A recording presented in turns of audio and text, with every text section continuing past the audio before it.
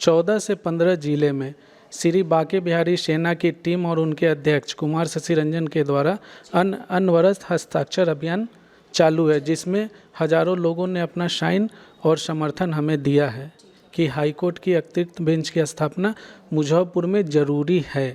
पटना एक हाईकोर्ट में case list हुआ, फिर उसके बाद सुनवाई नहीं हुई तो बहुतों को निराश होकर लौटना भी पड़ता है।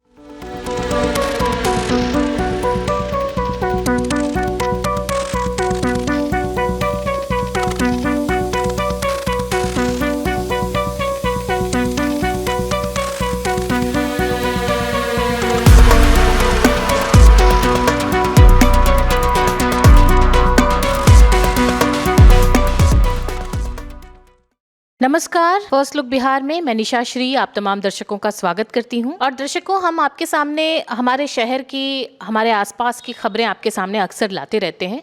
और ऐसे में आज हम जो खबर आपके सामने पेश करेंगे उसके लिए हमारे साथ स्टूडियो में उपस्थित हैं रवि राज जी, जो कि सुप्रीम कोर्ट के अधिवक्ता हैं। सबसे पहले तो आपका धन्यवाद। अक्सर लोगों की शिकायत होती है कि वो कानून जो है, जो हम बड़े फिल्मी लोग हैं, हम जो भारतीय और बिहार के लोग हैं, अंधा कानून है हम कहते हैं, कानून के चक्कर में नहीं पड़ना चाहते। कई बार कहावत हम सुनते हैं कि डॉक्टर और वकील के चक्कर में ना पड़ो।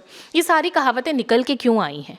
क्योंकि इसमें कहीं ना कहीं देरी होती है। क्यों नहीं लोग चाहते हैं कि वकील के चक्कर में हम पड़ें? क्योंकि उनको पता है कि अगर कोई मामला वकील तक गया तो वो कई कई सालों तक पेंडिंग रहेगा और वो जो है वो उलझ के रह जाएंगे, कोई नतीजा सामने नहीं आएगा।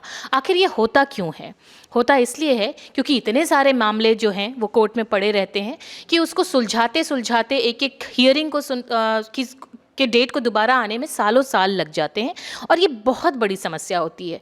तकनीकी बातें हैं, हम और आप जैसे जो आम इंसान हैं वो समझ नहीं पाते, लेकिन अधिवक्ता आपकी ज़रूरत को समझते हैं। और इसी वजह से सुप्रीम कोर्ट के एक अधिवक्ता हैं चंदन कुमार, जिन्होंने कि एक आवेदन जारी किया है। क्या है ये आवेदन, इस बारे में बताएंगे रवि राज जी। जी, चंदन कुमार सर्वोच्च न्यायालय के अधिवक्ता ने 10 नवंबर 2025 को भारत के मुख्य न्यायाधीश को एक पत्र प्रेषित किया था, जिसमें पटना हाई कोर्ट की एक अतिरिक्त बेंच की स्थापना मुजफ्फरपुर में करने के लिए उन्होंने किया था।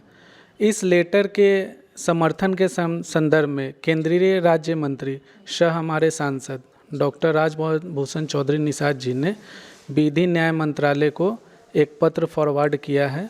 वहाँ भी प्रक्रिया शुरू है और इसके समर्थन में 14 से 15 जिले में श्री बांके बिहारी सेना की टीम और उनके अध्यक्ष कुमार शशि रंजन के द्वारा अनवरत हस्ताक्षर अभियान चालू है, जिसमें हजारों लोगों ने अपना साइन और समर्थन हमें दिया है कि हाईकोर्ट की अतिरिक्त बेंच की स्थापना मुजफ्फरपुर में ज़रूरी है, क्योंकि इससे आम आवाम को सहूलियत होगा, क्योंकि ये आम आवाम की ज़रूरत है। इसमें सारे जनप्रतिनिधि, चाहे वो हमारे नगर विधायक रंजन कुमार जी हों, वैशाली सांसद बीना देवी जी हों, माननीय गायघाट विधायक कोमल सिंह जी हों, कांटी विधायक अजीत कुमार जी हों, नगर की महापौर निर्मला देवी जी हों या फिर उप महापौर मोनालिसा जी हों, सबका साथ और समर्थन मिल रहा है।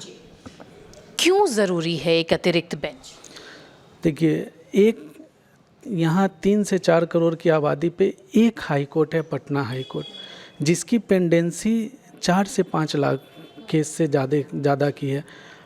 आप इतनी पेंडेंसी में, और कोई भी मैटर हाई कोर्ट में 1 नाइट बिफोर लिस्ट होता है, तो ये सुपौल, दरभंगा या फिर 100, 200, 250 किलोमीटर के दूर के पब्लिक के लिए ये कहीं से बेनिफिशियल नहीं है कि आपको रात को पता चले और आप सुबह ऑन टाइम अपने हियरिंग के टाइम कोर्ट में प्रेजेंट हो। इसलिए ये नीड है।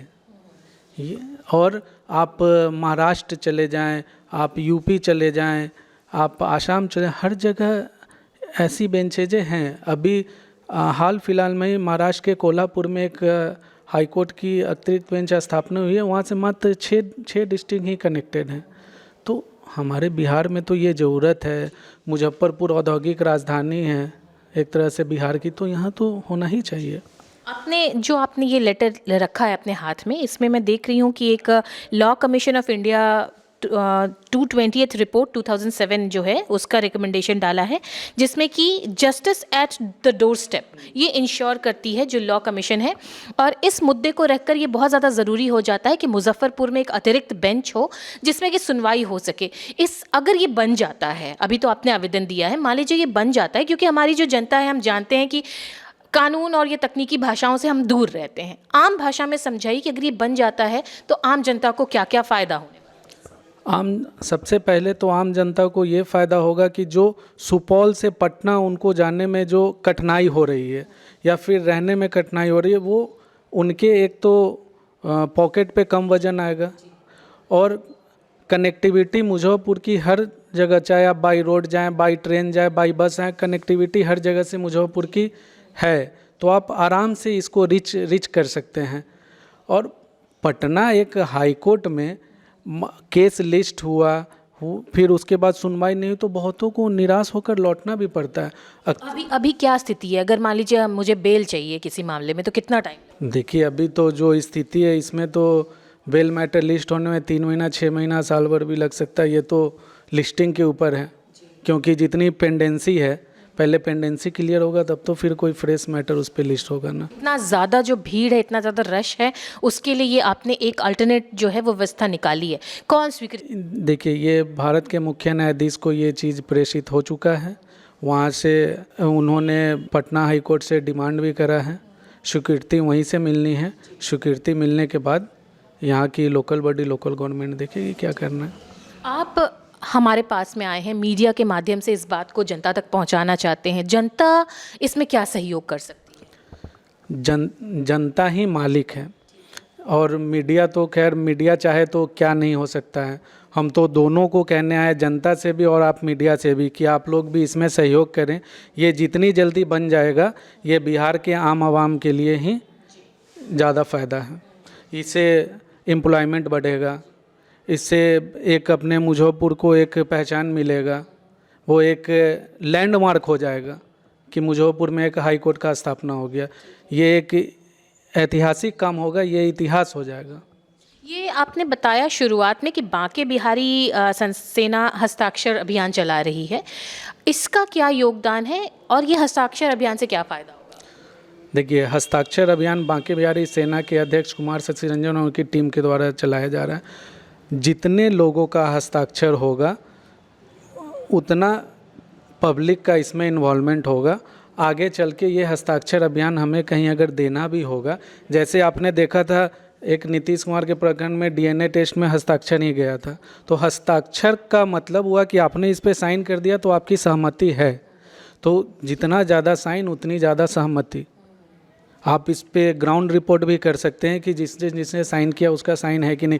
बजाबते उस पे आपको केंद्रीय राज्य मंत्री का, विधायक का, विधायिका का, सांसद, सबका साइन देखिए, सबका समर्थन है। देखिए, जनता किसी भी चीज़ का समर्थन करती है जब वो अपना फ़ायदा देखती है। तो आपने कहा कि ठीक है मामले सुलझ जाएंगे, लेकिन फिर जो आम जनता है वो ये भी कहेगी कि हम कौन सा क्रिमिनल है, हमारे फ़ायदे का क्या है। तो जो स्टूडेंट हैं जो वकालत पढ़ रहे हैं उनके लिए कैसे बेनिफिशियल? अब जैसे देखिए, यहाँ आपका 2 लॉ कॉलेज है, Shri Krishna jubilee law college और आरपीएम। यहाँ के बच्चे पटना जाते हैं जब भी उनका ट्रेनिंग लगता है, और मे भी साल में आपको 1 मंथ का ट्रेनिंग रहता है। तो बहुतों के पास पटना में रेसिडेंशियल नहीं है, तो उन्हें एकोमोडेशन के लिए कहीं ना कहीं किराया विराया ये सब हायर करना पड़ता है। मुजफ्फरपुर में हाई कोर्ट रहेगा तो यहाँ के बच्चे यहीं ट्रेनिंग कर सकते हैं। अदर प्रदेश के बच्चे भी, चाहे यूपी लॉ कॉलेज से हो या कहीं से भी हो, यहाँ ट्रेनिंग के लिए आएंगे तो एक लॉ का माहौल बनेगा, एम्प्लॉयमेंट जनरेट होगा। एम्प्लॉयमेंट जनरेट होना और एक लॉ का इन्वायरमेंट बनना बहुत बहुत बड़ी चीज़ है। कहा जाता है वकील से ज़्यादा बुद्धिजीवी कोई नहीं होता है। तो एक लॉ, एक हाई कोर्ट बन जाना, ये अपने आप में बहुत। और जनता जो इधर उधर त्रस्त हो रही है, क्रिमिनल तो मैं या आप नहीं कह सकते ये क्रिमिनल है या वो क्रिमिनल, बट अगर आप पे केस हो गया तो आपको कोर्ट आना ही है, तो वो कंफर्ट एक रहेगा। और बहुत सारे मामले होते हैं जिसको कि वो पटना जाने के बजाय मुजफ्फरपुर में सॉल्व कर सकते हैं। हाँ, पटना हाई कोर्ट में जाएगा, अतिरिक्त बेंच रहेगा तो वो मामले यहीं सॉल्व हो जाएंगे। तो ऐसे पटना में भी लोड कम पड़ेगा। ठीक है, अब हम ये जानना चाहेंगे, आप थोड़ा सा वो अधिवक्ता जो चंदन कुमार जी हैं उनके बारे में बता दें कि आखिर उन्होंने ये प्रक्रिया क्या सारी समस्याएं देखते हुए शुरू। देखिए, चंदन कुमार जो अधिवक्ता हैं, उनकी पढ़ाई यहीं Shri Krishna jubilee law college से हुई। वो मुजफ्फरपुर के स्थानीय अखाड़ा घाट के ही निवासी हैं।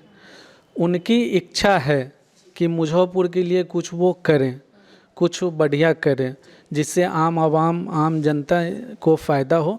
तो ये मुजफ्फरपुर के बेटरमेंट के लिए उन्होंने ये लिखा है, क्योंकि वो तो सुप्रीम कोर्ट में ऑलरेडी प्रैक्टिस कर ही रहे हैं, वो सेंट्रल गवर्नमेंट के पैनल पे भी हैं, लेकिन उनकी इच्छा है कि पब्लिक डोमेन में पब्लिक वेलफेयर के लिए कुछ करें। तो इन्होंने ये नवंबर 10 को ये पत्र प्रेषित किया भारत के मुख्य न्यायाधीश को। अब प्रक्रिया अब चल रही है। अब ये प्रक्रिया कब तक पूरी हो जाएगी? अगर आप एक अंदेशा दे दें तो वो हमारे दर्शकों के लिए बड़ा बेनिफिशियल है। देखिए, ये सरकारी प्रक्रिया, इसमें आप एक तय समय बता पाना मुश्किल है, लेकिन हम लोग लगे हुए हैं कि जल्द से जल्द, जितना जल्दी हो सके ये चीज़ हो जाए। आप मीडिया बंधुओं से भी आग्रह है कि आप भी इसमें अपना समर्थन और सहयोग दें कि ये जल्दी हो जाए। जो एसोसिएशन होता है आपका, उन एसोसिएशन वालों का क्या रिस्पॉन्स? एसोसिएशन भी इसके पक्ष में है। तो क्या हम चाहेंगे कि आज तो आप आए हैं, इसकी जानकारी दे रहे हैं, हम चाहेंगे कि आगे जो एडवोकेट्स हैं वो भी यहाँ पर आकर हमारे चैनल पर जो है, अगर वो एक डिस्कशन रखें इस मुद्दे पर, तो वो बड़ा बेनिफिशियल होगा। इस पर आपका क्या कहना है? कर ले, कोई बात नहीं है।